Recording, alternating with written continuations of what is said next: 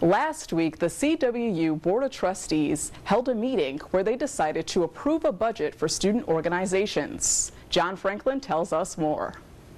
It's interesting because obviously at this meeting we were pushing for the overturning of the budget, right? Yeah. And they didn't do that. They passed it through, but with some conditions that actually surprised us, which is to say that instead of being a 4-year budget, it's now a 1-year budget. And they are going to be redeliberating at the end of next year and proposing a new budget for the next 3 years.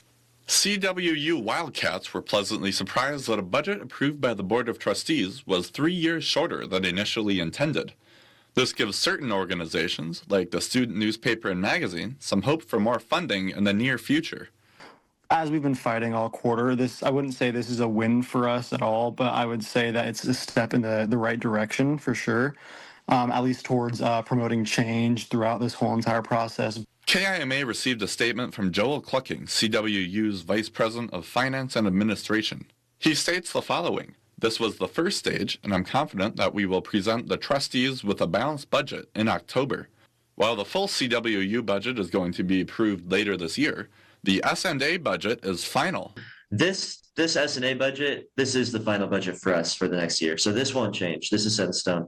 The Student-Run Services and Activities Committee was tasked with lowering their budget by 20%. One of the reasons for that is enrollment, and if more students attend classes at CWU, they could give more funding to their student organizations. Up in the air is next year's budget, and that's going to be based on enrollment numbers. So historically, they estimate enrollment pretty conservatively. And they're hoping this year that enrollment, if it's higher, they'll have a surplus of funds.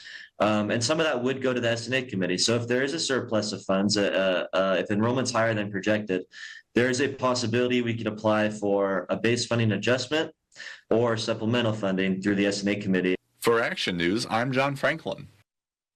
Thanks, John. The budget they approved is a small part of CWU's general fund budget. It has no effect over academic programs, staff employment levels, or even the soon-to-be disbanded rugby team.